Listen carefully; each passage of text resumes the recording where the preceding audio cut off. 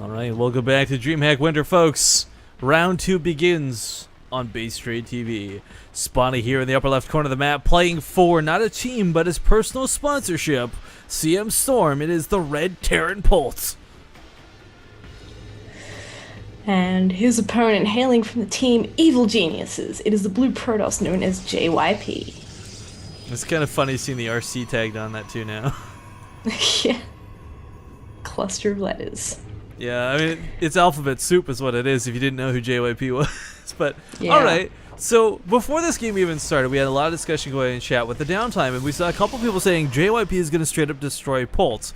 I, on the other hand, say, like, I've seen Polt play some magnificent TVPs versus Koreans in various Zotac Cups or other WCS matches. If you guys want to voice your opinion, the best way to do is get in chat, type !vote JYP or !vote Polt. There's no ad revenue gained by this. There's nothing that gets made. You're not contributing dirty esports money. It's just for funsies. So give it a vote and let's see who you guys want to win, who you're rooting for. JYP, though, oh dear, hang on. You talk for a sec. JYP, you know, I've actually got to say, I'm not too sure about how he's been going lately. I don't think I've heard from him, seen any results from him in an age, since like maybe back in September or so. So I'm actually really curious to see how he's going. A lot of people seem very, very confident in him. So please, guys, get that voting underway in chat. We want to know who you guys are cheering for. I want to see who has faith in JYP, because Polt, I don't think I'd call him the favorite, but I think my money would be on him. Yeah, and he went CC first versus JYP. A little bit bold here. Yeah. My apologies, by the way, guys. If you heard the little USB disconnected sound, that was my mouse not functioning, and that's why I had to kind of stilt on the screen there for a second. But what's really important about this matchup, I feel JYP, it's weird, but I really like the gateway placement. It's nothing too crazy. But just by building over here on the offset, this is, you know, it's suspicious, right? Like, there's no reason to do this per se. So if Polt comes in here and scouts, he might think something's up. He might guess something. And I gotta tell you guys, I've not seen Polt lose to much, but what he does lose to is reading information wrong. Whether it was against Raytor for various other tournaments, or whether it's the Zotac Cup, the rare times you see Polt actually lose, it's because he thinks it's like a blink all-in, when really it's just like your standard 4-gate all-in or something like that, right? So yeah.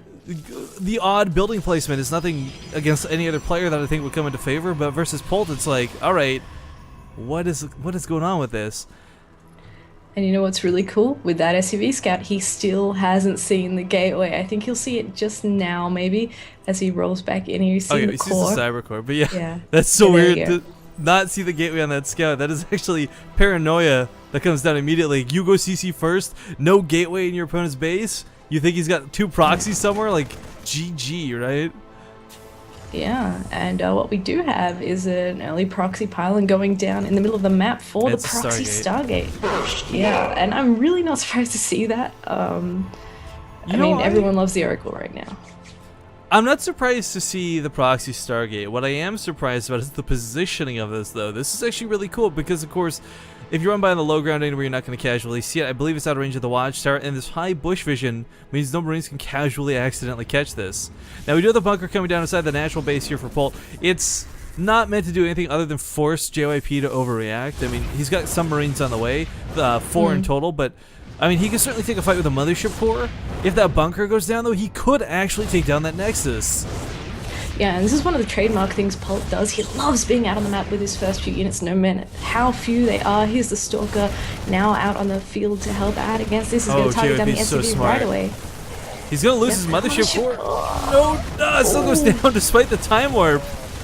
But I got to comment, that was so smart to target the SCV. If that SCV had been allowed to finish that bunker, this would have been a dead base. But really well handled. Yeah. I mean, Polt lost some Marines for that, but in the end, it's equal resources lost until the bunker gets canceled. It's a bit of an odd thing to judge, but here comes that first Oracle. Yeah. Speed him right across there. He can get a few kills straight off the bat for Marines here, but he can just juke into the main, and Polt not going to be too happy to see that. And what's a little bit odd, in any other scenario, if Polt hadn't continued his production behind this, you know, he just threw all his Marines to go offensive. If this was any other player with even like 1 less racks, forget 3, he would not have been able to hold off that Oracle. That Oracle could have actually just basically won the game. But of course, Polt with his production, So good. He may have opened with a greedier opening with that faster command center, but he didn't follow it up with that third CC. Factory's even on the way. Engineering bay is going to come down. Oracle is no longer going to be a threat. Well, the Oracle's a cool tool anyway, because now he's got 2 of them, so he can try and duke in and out of both mineral lines and see if he can pick up a few extra kills. He also gets scouting information if he manages to dart into the base. Not only that, but the proxy itself isn't really in too much danger of falling very soon, because, I mean, Oracle's a great tool to defend with, should that location be scouted. And look at this, he's still picking up SCV kills, now up to 9.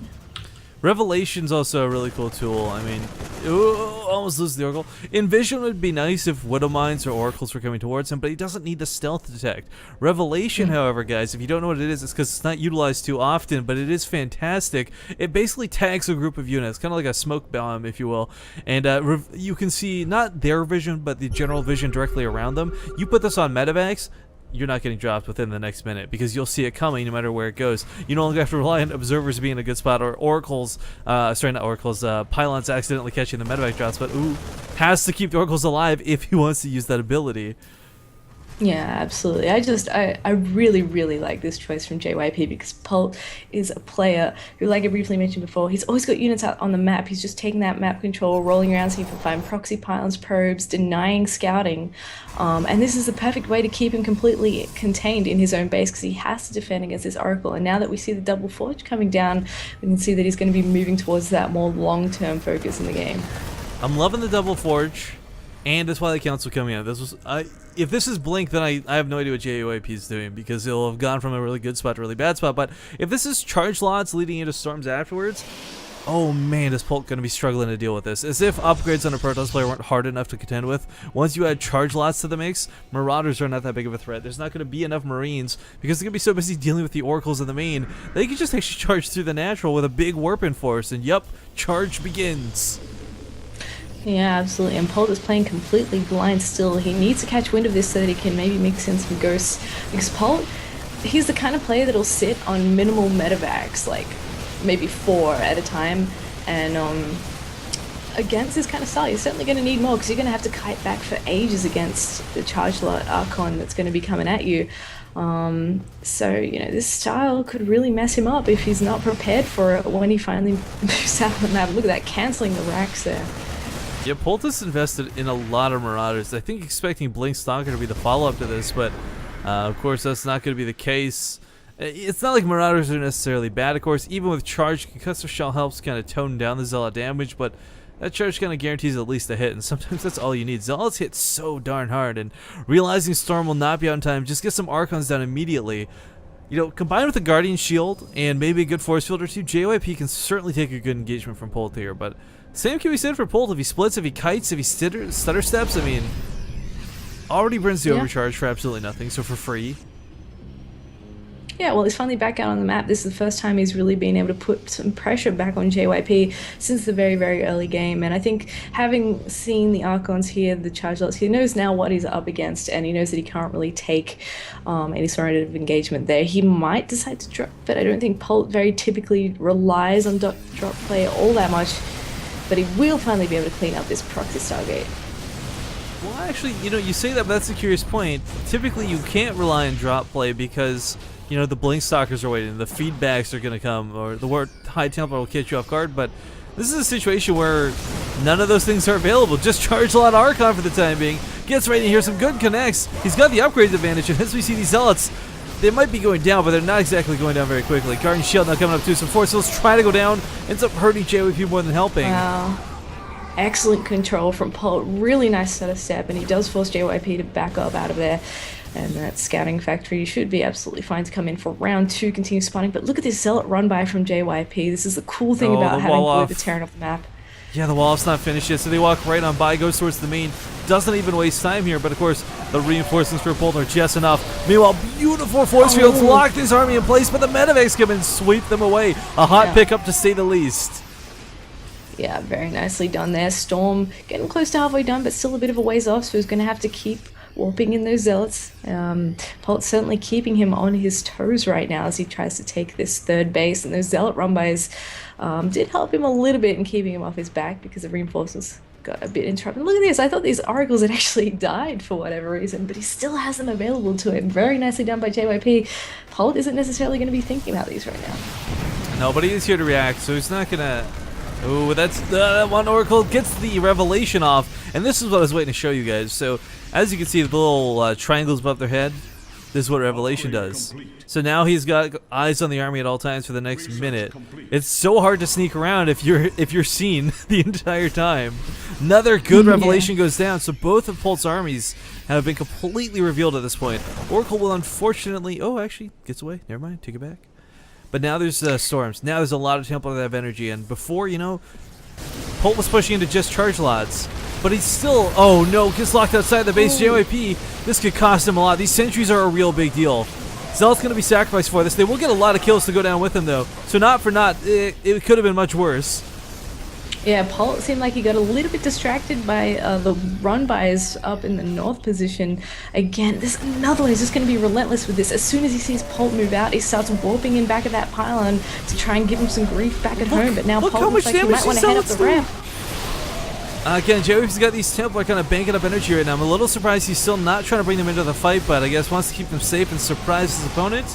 I say with a question mark, but those Zealots, man, they're basically canceling out the reinforcements from Polt. So Polt, rather than having this rallied army of Reds streaming across the map, constantly stuck with this small force on JYP's base. I mean, he'd love to have everything out, right? But those Zealot run-bys have been so darn good.